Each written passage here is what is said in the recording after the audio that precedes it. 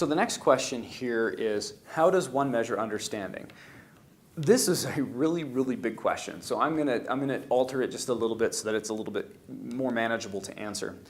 And I'm gonna look at it, how do we measure understanding in respect to Bloom's taxonomy, because understanding is the second level up from the bottom. So if we're looking at understanding as a level of Bloom's taxonomy, then we're looking at shallow knowledge and how do we measure that level of knowledge. Well, that's actually an easier question to answer. If we're looking at how do I measure understanding on a huge scale, there's a lot of factors that go into that we can't cover with this question.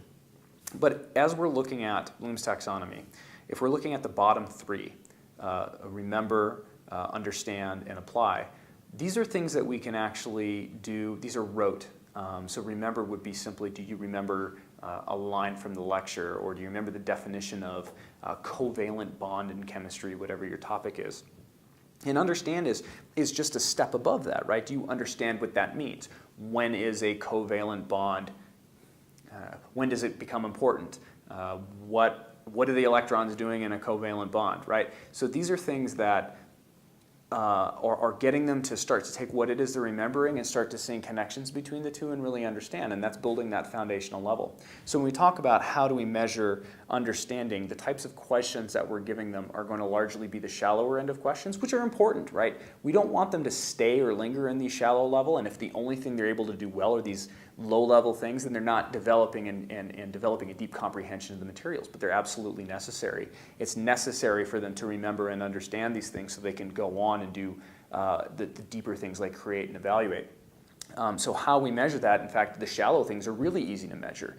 Again, using technology, putting quizzes, multiple choice quizzes, short answer questions online. There's a lot of things out there that we can leverage to do this, to give that instantaneous feedback that's related to the question I just answered not too long ago.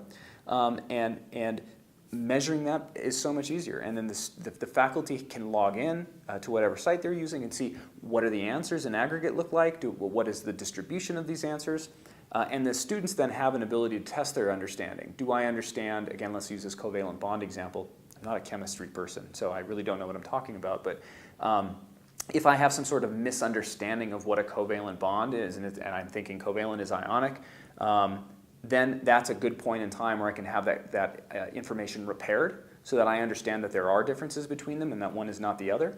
And it's also being measured in a way where I can start to see how I'm performing on these types of questions so that I'm migrating beyond the remember to the understand, and now I'm able to apply, and I'm performing better on the apply level questions.